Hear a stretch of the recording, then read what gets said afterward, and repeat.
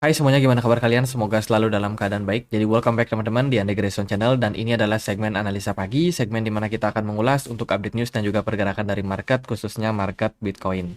Teman-teman, hari ini kita berada di tanggal 12 Februari 2024. Hari Senin biasanya market cukup volatile.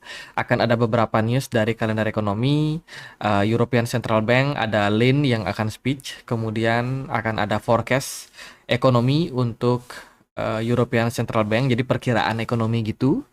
Lalu akan ada meeting untuk Eurogroup meeting. Yang lain ada member FOMC Bowman yang akan speech nanti malam, teman-teman, jam 21.20 ya, waktu Indonesia Barat. Ini akan menjadi rilis data yang cukup penting untuk market mengawali awal minggu, teman-teman. Jadi siap-siap dengan volatilitas dari market. Lalu dari kalender kripto akan ada beberapa sentimen. Salah satunya adalah APT atau Aptos yang akan melakukan unlock sekitar 210 juta US dollar token APT ya. Kemudian besok akan ada rilis data soal CPI untuk Amerika Serikat. Tanggal 14 akan ada SSX delisting dari Bithumb. Itu beberapa news untuk waktu kedepannya, teman-teman. Siap-siap. Besok ada rilis data CPI. Jadi ya itu, teman-teman. Kemudian kalau dari berita kemarin ada, ini berita ya dari Hold 15 Capital. Itu dia mengatakan bahwa 9 ETF Bitcoin Spot telah membeli sekitar 216.000 Bitcoin atau senilai 10,3 miliar US dollar dalam 21 hari sejak diluncurkan. Jadi ketika ETF Bitcoin itu mendapatkan approval, langsung tuh hedge fund banyak yang masuk, teman-teman. Makin banyak yang beli.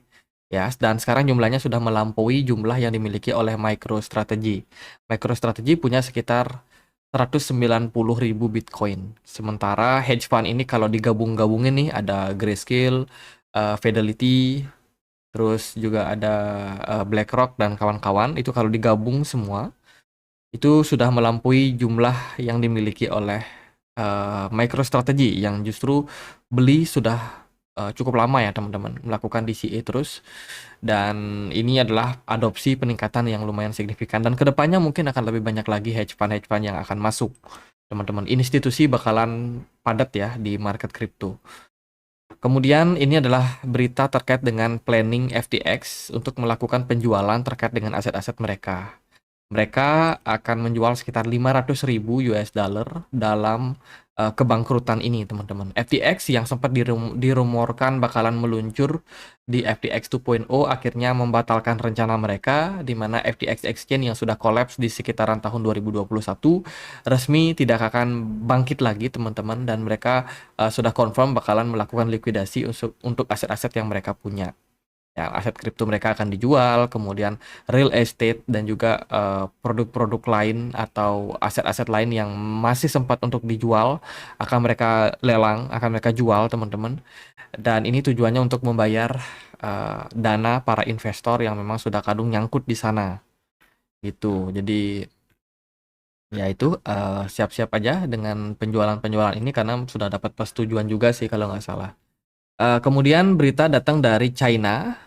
Chinese Bitcoin miners itu menemukan new crypto haven in Ethiopia. Jadi sudah menemukan posisi yang ideal untuk membangun crypto mining, teman-teman. Ini perusahaan atau individual dari China yang searching-searching nih, ya kira-kira kita bikin crypto mining di mana ya yang ideal, yang biayanya murah dan sumber listriknya nanti ada, teman-teman. Jadi penambang Bitcoin Tiongkok pindah dari satu negara ke negara lain untuk mencari listrik yang mudah dan juga peraturannya ramah. Wah, ditemukanlah negara Ethiopia, negara yang terkenal miskin ya, teman-teman. Dan ini bisa jadi menjadi salah satu indikasi bagus untuk ekosistem crypto mining ke depan, karena makin banyak miners, tentu saja makin desentral, makin aman untuk jaringan Bitcoin. Itu dari sudut pandang ya ekosistem kripto sih sebenarnya. Kalau untuk ekosistem lingkungan dan lain sebagainya ya multi tafsir lah, teman-teman. Itu nah ini ada project yang cukup menarik yang ramai banget dibicarakan di akhir tahun 2023 kemarin, teman-teman, terkait dengan Starknet. yang bakalan listing. Dikabarkan sih di Februari ini udah ada airdrop-airdrop yang mereka lakukan ya. Jadi kalau teman-teman tertarik dengan proyeknya Starknet, ini adalah layer kedua milik dari Ethereum ya, improvement lagi teman-teman tentang skalabilitas yang mereka bangun. Dan Starknet ini terdiri dari beberapa project yang sudah running overall. Ada Ekubo dari AMM, Automate Market Maker, atau ya identik dengan DeFi lah teman-teman. Kemudian juga ada platform DEX mereka, ada TanX, SeedSwap, kemudian AV New, Starknet DeFi, ini adalah platform DEX. Kemudian Perpetual DEX, ya kayak futures gitu, tapi decentralized. Terus juga ada wallet, ada lending, ada gaming, infrastruktur yang lain juga akan segera dibangun. Jadi ini project yang cukup dinantikan. Selain ada apa namanya, project dari Supra Network, mungkin teman-teman udah tahu banyak ya. Kemudian Manta juga yang cukup ramai, akhirnya sudah listing. Dan Starknet ini bisa menjadi salah satu alternatif teman-teman. Saya rasa ini bakalan sangat menarik untuk kedepannya ya. Kalau teman-teman udah lihat ada pre-sale dan lain sebagainya, teman-teman mau masuk, saya rasa ini project yang cukup menarik untuk teman-teman pantau. Apalagi ada Denkan upgrade dari Ethereum yang dikabarkan Maret nanti sudah mulai dan juga mungkin akan rampung. Dan Denkan upgrade itu akan sangat-sangat memberikan impact terhadap layer kedua dari Ethereum. Jadi sangat-sangat menarik teman-teman. Nah, sekarang kita bahas gimana sih kondisi dari market kripto, teman-teman. Bitcoin di perdagangan kemarin sempat mengalami kenaikan lagi ya, hampir ke 49.000. Teman-teman, Bitcoin kemarin rally naik sampai 48.600. Dari pergerakan kemarin cukup bagus menurut saya, impulsif banget, padahal kemarin hari Minggu ya. Volume harusnya sih nggak terlalu tinggi di perdagangan kemarin.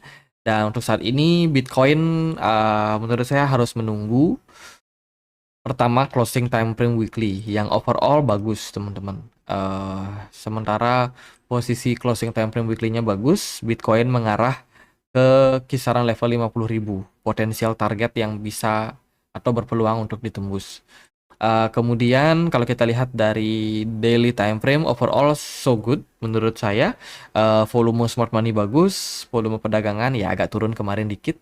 Kemudian MACD juga masih hijau teman-teman. Tapi kelihatan ya dari pergerakan time frame jangka pendeknya di 4 jam kemarin Bitcoin kayaknya udah mulai ada tekanan jual nih teman-teman. Dari MACD ada dead cross kemarin. Kemudian juga dari volume ya jelas mengalami penurunan, tapi apapun itu menurut saya hari Senin ini bakalan menjadi pembuktian teman-teman, apakah market masih akan bisa dikerek naik ke atas atau justru malah akan koreksi jangka pendek ya. Indeks dolar akan gerak, market-market juga akan gerak, jadi siap-siap aja sama volatilitas dari market. Kemudian dari time frame 1 jam, Bitcoin kemarin ada pergerakan divergence ya, bearish divergence, pergerakannya turun, volume turun, bahkan smart money pun kalau kita lihat dari time frame kecil itu udah mulai ada indikasi penurunan. Jadi bearish divergence adalah indikasi pembalikan arah sebenarnya. Tapi karena dia berada di time frame satu jam, itu menurut saya nggak terlalu kuat impact-nya teman-teman. Masih akan lebih kuat dari time frame 4 jam atau dari 1 hari. Itu dari market. BTC dominance di perdagangan kemarin masih rally. Ini memberikan indikasi penguatan terus terhadap posisi dari Bitcoin. Sementara altcoin rata-rata kemarin tertekan, ada yang udah mulai koreksi. Ya sebagian besar altcoin koreksi lah teman-teman. Matic, Cardano, Injective, Render, ya overall sedikit mengalami penurunan dan Bitcoin masih tetap strong. Untuk hari ini sih saya rasa itu peluang Bitcoin masih akan ada peluang untuk naik kisaran 51.000 kalau sentimen memungkinkan, tapi waspada aja, dead cross sudah tercipta di time frame 4 jam. Volume perdagangan tentunya akan sangat volatile, bisa naik bisa turun teman-teman. Jika ya kalau andai kata nih Bitcoin mengalami penurunan, maka akan ada potensial untuk Bitcoin mengalami koreksi sampai kisaran, ini ada support di sini 44.200 ya, 45.000 something lah kira-kira. Di sana udah mulai akan ada ya buyer mungkin yang nunggu teman-teman di harga tersebut, di level tersebut. Dan penurunan yang terjadi pada Bitcoin ini bisa dibilang mungkin akan terbilang sehat ya, karena kenapa? Karena pergerakan Bitcoin juga udah lumayan impulsif di perdagangan kemarin tanpa membuat koreksi yang cukup berarti. Bitcoin rally lumayan signifikan sehingga menimbulkan ada gap-gap yang mungkin bisa ketutup teman-teman. Itu untuk posisi sekarang, overall pergerakan Bitcoin masih up, naik teman-teman dalam sebuah ascending channel, dan menurut saya ini masih bakalan cukup positif untuk kedepannya. Kita lihatlah gimana di bulan Februari ini. Kalau kita lihat dari riwayat sih Februari overall bagus ya.